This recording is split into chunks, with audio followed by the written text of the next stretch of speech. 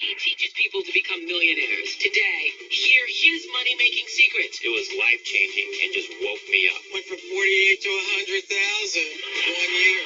What do the rich teach their children about money that the poor and middle class do not? Robert Kiyosaki teaches people to be millionaires. He teaches people to be millionaires. That's how he earned the nickname the millionaire school teacher. And he says that the rich have a very different way of thinking about money that anybody can learn. His book, Rich Dad, Poor Dad, has been on the New York Times business bestseller list for 8 months. And his unique advice may change the way you look at your money. This is a really important show. If you like money, if you need money, if you'd like to have some money, this is a show for you. Take a look. He's taught millions worldwide how to become rich. Now, best-selling author and financial expert Robert Kiyosaki reveals the financial secrets of the rich with you. See how Robert's simple formula for personal wealth can transform your life and put you on the path to true financial freedom.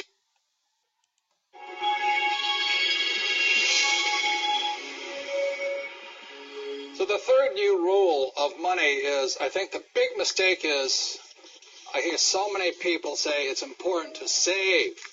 That's ridiculous. And the reason that's ridiculous is because what happened in 1971 is crucial. In 1971, the U.S. dollar stopped being money. In 1971, the U.S. dollar became a currency. And what that meant is Richard Nixon, in 1971, the president, took us off the gold standard. That's like giving an alcoholic free rein to the bar, or it's like giving somebody who can't control their spending unlimited credit cards. So what's happening is all the savers today are losers. You know, the problem with 1971 is that the federal government keeps printing money, so the value of your money keeps going down. So these people are saving, and if you notice, as the value of the dollar goes down, prices go up. So they call this inflation. You know, you look at in 1997, oil was about, I think, $10 a barrel. 10 years later, it's about $135 a barrel. So they say it's inflation, but really what it is the dollar's value coming down. So savers are getting wiped out today. So to keep saying to yourself and to your kids to save money, that is not the new rule. That's an old rule. So a very big problem for most people is stop using the word save and use the word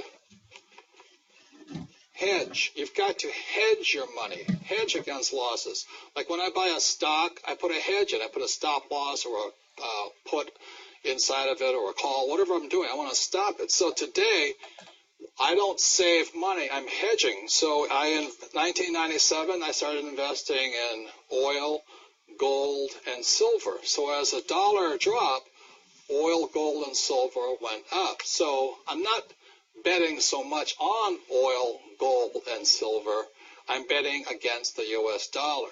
And that's why this idea that you're going to tell people you need to save money, that's really, really an obsolete idea, because the idea went obsolete in 1971. The U.S. dollar in the last few years has lost almost 80% of its purchasing power. And the prediction is, because this has happened throughout history, it happened thousands of years ago with the Romans, with the Greeks, with the Germans, with the English, the Japanese, and the Chinese. Every time they've made money into a currency, something you could print at unlimited, every time that has happened, the currency has gone to its true value, which is zero. So I am afraid as this economic volatility continues, the savers who were operating by the old rules of money are just going to get wiped out because the purchasing power of their dollar is going to go down. So even if the bank's paying you 5 to 10% interest, you can't keep up with the banks printing money.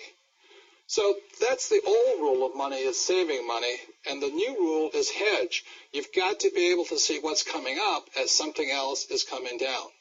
The last thing I want to point out to you on this idea of saving money is this. One of the biggest misunderstandings in the world today is what they talk about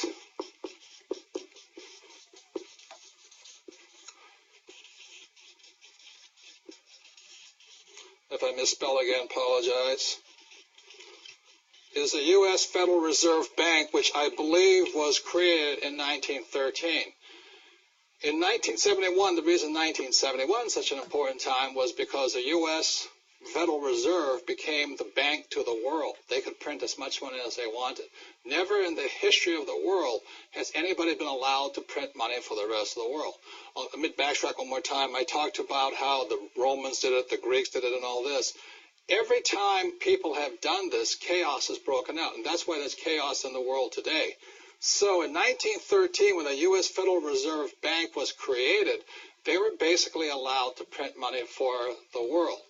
Every time that has happened throughout history, a despot has arrived. For example, in 1933, a man named Adolf Hitler rose to power when the Weimar Republic was allowed to print as much money as it wanted to do.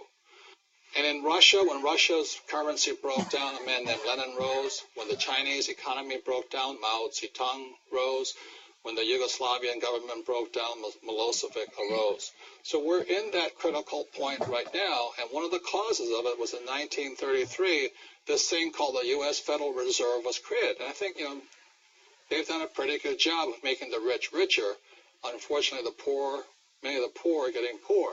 One of the problems of this is you have to understand that, first of all, the U.S. Federal Reserve Bank is not U.S. It is made up of a bunch of international rich guys from all over the world.